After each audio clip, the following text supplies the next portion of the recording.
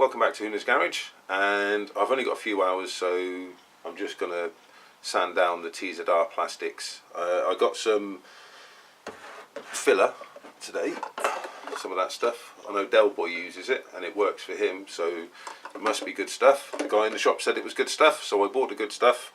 So I've got some filler, some primer, different model, different make this time, and some gloss black for the TZR. I was using the cheap £1 cans, and they are cheap cans for £1. You only get, I think it's 100ml in it, whereas this one was £4.95 and it's 400ml, so it's only £1 more expensive, but it is a brand that I've heard of, and it's come from a shop, not a pound shop. So I'm hoping that those cans will be better than those cheap ones and the finish will be better. Because I think, like with most things, you get what you pay for, and if you're paying £1 for a can of paint, if you want a nice, really professional finish, probably not the way to go.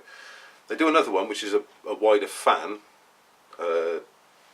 spray, whereas these ones I believe are just a normal circular spray. So the other ones were twice the price, and I'm used to using those ones. So that's it. I'm just going to crack on with doing that today. Got a few hours to kill, so I'll do that. The sender, I'm really starting to hate that bike. Everything was great, everything was fine. All I really had to do was get it started, and so I could set up where those magnets are on the disc, set up the speed on the clock, and set all that up to get that running properly for the MOT. Wouldn't start.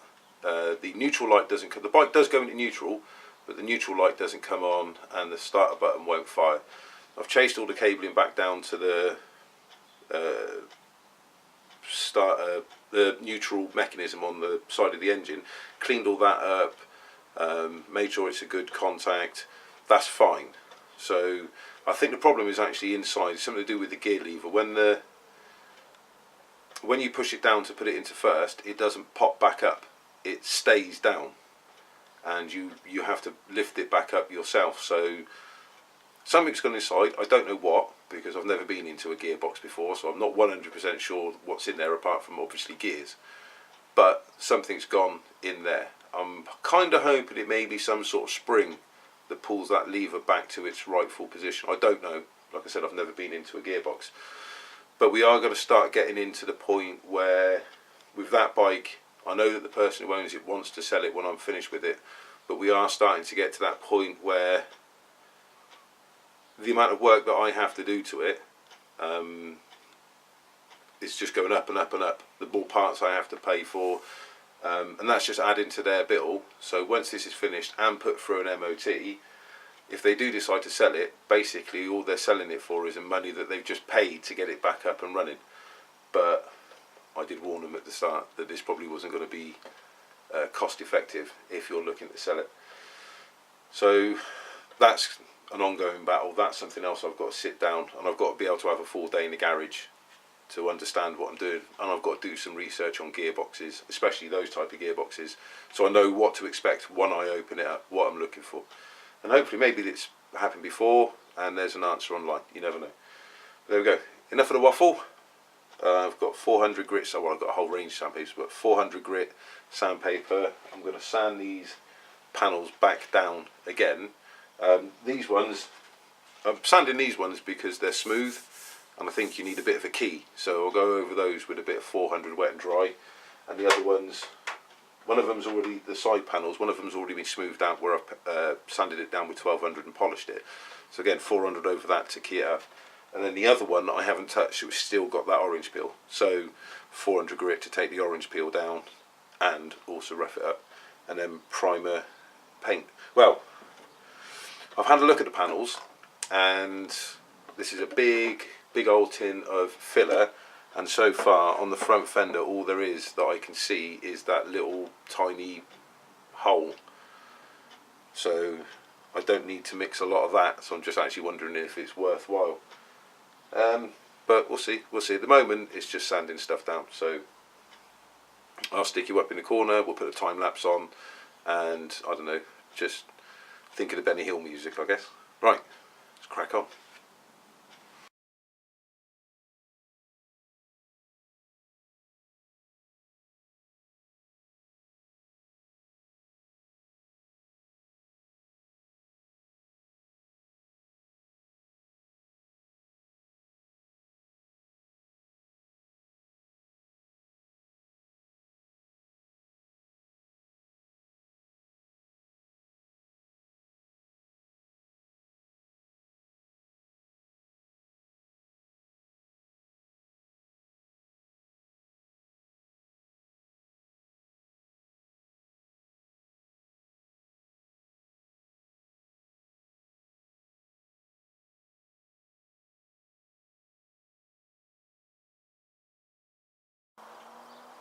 all the body panels have now been sanded back with 400 grit to either flatten out the orange peel, or there is still some on that, or just give it a key on the really smooth stuff for the primer and the paint to adhere to. On here, that little pinhole that was there really wasn't, I can't find anything on these that really needs filling enough to warrant getting a load of filler out and mixing it up with hardener and So, a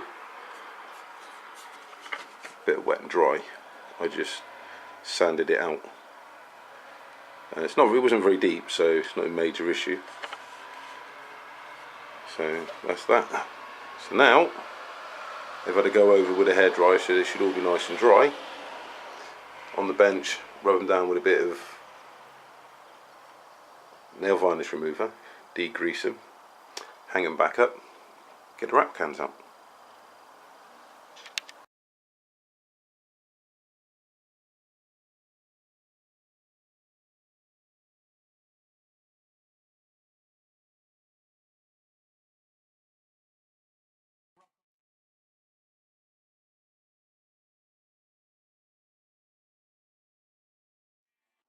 That is a noticeable difference using that spray can to using the cheap ones. It has definitely got a lot more force behind it than those cheap ones did. So initially, looking good, quite impressed.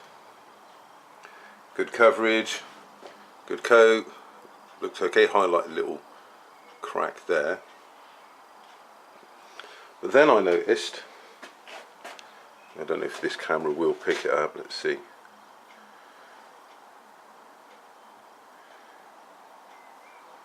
That going along there. You see that black? There we go. That is the paint cracking. There's some around the edge of that. And it's more noticeable on here.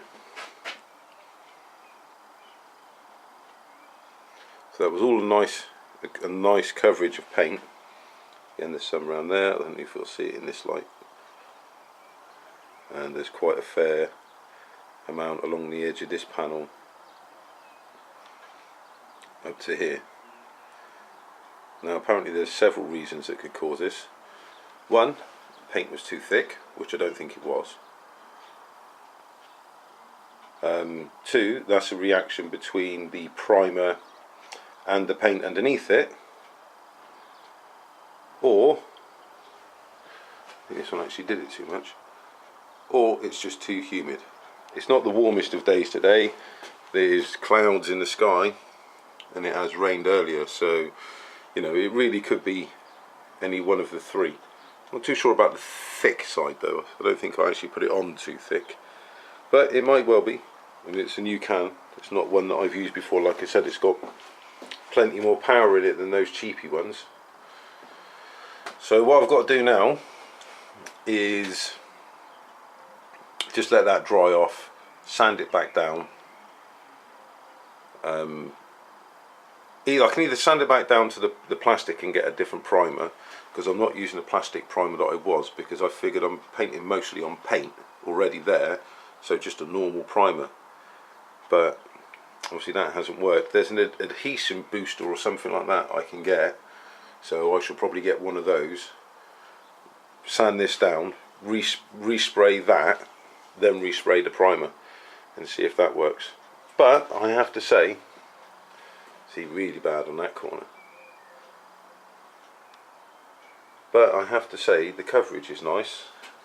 It's a good powerful spray. I mean, you can still see some of the black in there that's underneath it, so it's not that thick at all really. The first coat, usually I don't make the first coat a thick coat, make them thicker as I go along, but apart from that cracking, which is a pain in the arse, they've not come out too bad. Well, that didn't work out quite as I'd hoped. The primer on the body panels is cracking for, as far as I can make out, one of three reasons. First of all, I may have put it on too thick, it's drying out too quickly, that'll cause it to crack. yeah, a definite possibility. These cans are much different to use compared to the cheap £1 cans that I've been using. There's a lot more pressure force behind them. I think with the other cans I could hold them up on these bungees and spray them. With this can I can't, it moves them about too much. So I think I'm going to have a solid mount for them. So I'm not ruling it out, but I'm not sure if it is the fact that I've put it on too thick, because in the places where it's cracking it's not actually on that thick at all. So I'm not sure it's that. The other reason is that it's having a reaction to the paint that's underneath it. Now I haven't sanded off all of the black paint that I put on there.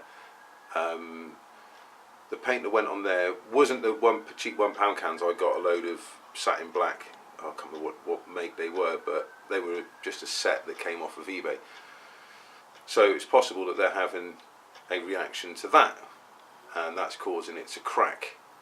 The other reason is possible high humidity. Now it's not a nice sunny warm day out there. There are clouds, there has been a spot of rain, so I'm presuming that the humidity at the moment is quite high. It's certainly not a dry day.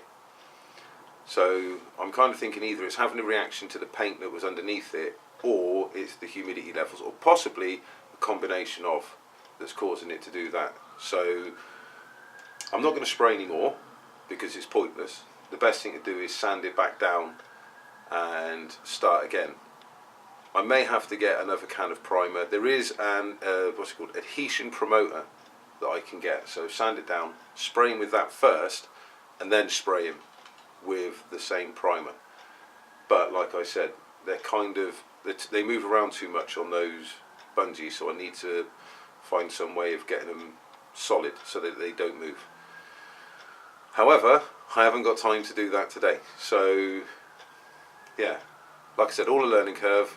I've got to learn to deal with it. It's all experience, and yeah, what can you do? What can you do? So I've got some other things to do. There's nothing else I can do in here today that I've got time to do, so I'm going to hang these out the back to dry off, pack the garage away and go home. So that's it.